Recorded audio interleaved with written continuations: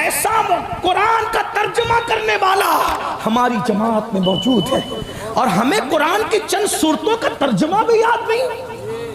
تو عرض یہ کر رہا تھا، قرآن کے ساتھ رونا، تلاوت کے ساتھ رونا، یہ لوازمات قرآن میں سے، آداب تلاوت میں سے، لیکن ہم نے تو آیت کی عذاب کو گا کر کے اور خوش الہامی سے پڑھ لیا۔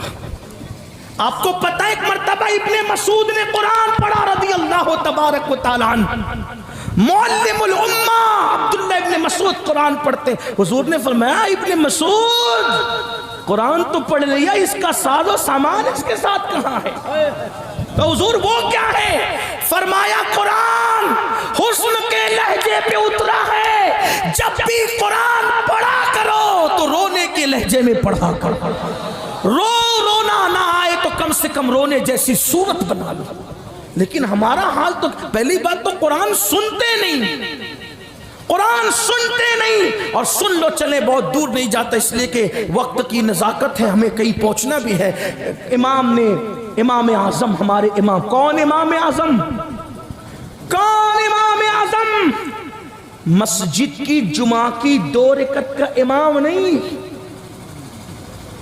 وہ امام اعظم جس کا عمل یہ ہے کہ پڑوس کی لڑکی ایک دن اپنے باپ سے کہتی، بابا ہمارے پڑوس کے آنگن میں جو درخت کا سایہ روزانہ رات کو نظر آتا تھا وہ اب نظر نہیں آتا۔ تو اس نے رو کر کہا، بیٹی وہ کوئی درخت کا سایہ نہیں، وہ مسلمانوں کا امام تھا جو پوری رات نماز میں قیام کی حالت میں کھڑا رہتا تو اس کا سایہ ہمارے آنگن میں پڑتا۔ وہ مسلمانوں کا امام جس نے رمضان المبارک میں 61 قرآن ختم کیے، ایک دن میں، ایک رات میں، ایک تراویح میں، وہ مسلمانوں کا امام داتا علی حجویری جیسی شخصیت ان کو امامی، میرا امام کہہ کے پکار۔ داتا صاحب کوئی معمولی انسان ہے جس کو غوث اعظم اللہ کا شیر کہیں۔ غریب نواز جب ہند آنے لگے، مزار پر مراقب ہوئے تو قبر انور سے جو ہے وہ اشارہ دیا گیا، ہند جا رہے ہو تو اللہ کے شیر کے پاس ضرور جانا۔ کہا وہ کون ہے ہند میں اللہ کا شیر؟ کہا اسی کو علی حجویری کہتے ہیں۔ وہ داتا صاحب جس کو میرا امام کہے، امام اعظم ابو حنیفہ، وہ ہستی کروڑوں حنفیوں کے امام، غریب نواز کے امام، امام اعظم، محبوب الہی کے امام، امام اعظم، صابر پاک کے امام، امام اعظم، بختیار کاکی کے امام، امام اعظم، مجدد الفسانی کے امام، امام اعظم، امام اہل سنت 14ویں صدی کے مجدد امام کے امام، امام اعظم۔ میں سوچتا ہوں جس کے مقتدی ایسے ہیں، وہ مقتدی امام اعظم کی شان کا عالم کیا ہوگا۔ لیکن امام اعظم قرآن مقدس کی صورت پڑھتے ہیں، اذا زلزلت الارض زلزالہا واخرجت الارض اثقالہا۔ کیا مطلب؟ اس صورت مبارکہ میں اللہ نے قیامت کے زلزلے کا ذکر کیا ہے، یعنی زمین پہ زلزلہ طاری ہوگا۔ ہاں بڑی معذرت کے ساتھ میرے سنی جوانوں، تم میدان محشر کا ذکر سن کر کے میرے بھولے بالے شاعروں کی زبان سے خوش ہوتے ہو۔ جو ہوگا دیکھا جائے گا، کیا ہوگا دیکھ لیں گے، جو ہوگا دیکھا جائے گا۔ میرے عزیز، میری قوم کے جوان، جو اسٹیجوں سے تجھے مفت کی جنت بانٹی جاتی ہے، بانٹنے والا بھی دھوکے میں ہے اور تو لینے والا بھی دھوکے میں ہے۔ واللہ جنت اتنی سستی نہیں ہے۔ آپ کہتے ہیں ان کا چہرہ دیکھو اور جنت پا جاؤ، ان کا چہرہ دیکھو اور جنت پا جاؤ۔ میں چہروں کا مخالف نہیں، اس قدر تو نادانی نہ فرمائیں۔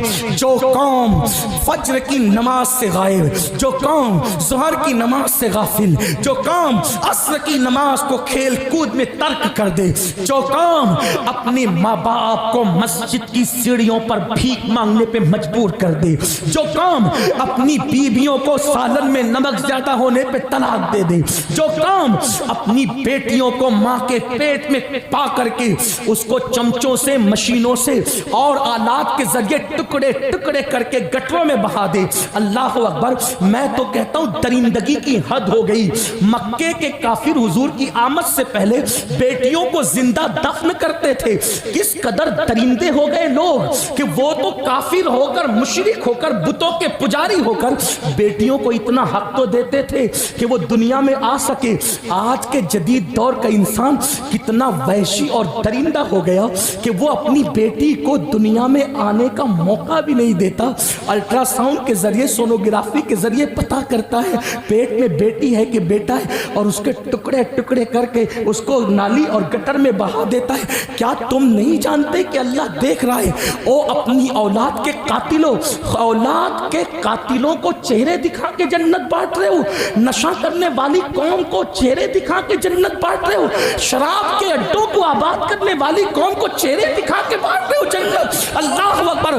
جو قوم سود پہ دلیر ہوتی ہے ان کو چہرے دکھا کے جنت بانٹ رہے ہو. ہمیں ہو کیا گیا ہے بڑی معذرت کے ساتھ جس کا چہرہ دکھا کے جنت باٹی؟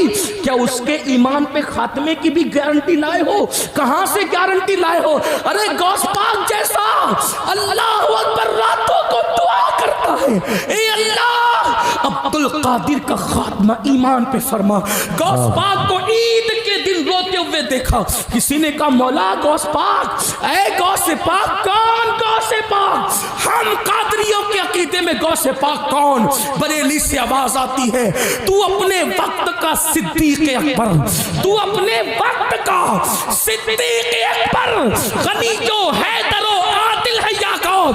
ہزاروں تابعی سے تو فضوتر یہ طبقہ مجمل فاصل ہے یا کون؟ اللہ اکبر. الوہیت ایک احمد نے نہ پائی، نبوت ہی سے تو عادل ہے یا کون؟ تیرا ذرہ مہے کامل ہے یا کون؟ تیرا قطرہ یم سائل ہے یا کون؟ اللہ اکبر. اور کہتے ہیں رضا کا خاتمہ بالخیر ہوگا، تیری رحمت اگر شامل ہے یا کون؟ جس کا کرم شامل ہونے پر ایمان پہ خاتمے کی ضمانت ملے. اس غوث پاک کو عید کے دن مرید نے روتے دیکھ کر پوچھا آپ کیوں رو رہے ہیں؟ آج عید کے دن رونے کا دن ہے. فرماتے ہیں بیٹا عبد القادر کی عید اس دن ہوگی جس دن اس کا خاتمہ ایمان پر ہوگا. 40 سال تک شاہ کے وضو سے فجر پڑھنے والے غوث اعظم، وہ غوث پاک ہم قادریوں کے عقیدے میں وہ خود کہتے ہیں کہ جب تک مجھے قسمیں نہیں دیتا میں کھانا نہیں کھاتا، جب تک مجھے قسمیں نہیں دیتا میں پانی نہیں پیتا. اور امام میرے کہتے ہیں قسمیں دے دے کے کھلاتا ہے پلاتا ہے تجھے پیارا اللہ تیرا چاہنے والا تیرا. وہ ہماری تعلیم کے لیے ایمان پر خاتمے کی دعا کرے اور ہم چہرے دکھا کر زانیوں کو، شرابیوں کو، جواریوں کو. کچھ تو خیال کرو.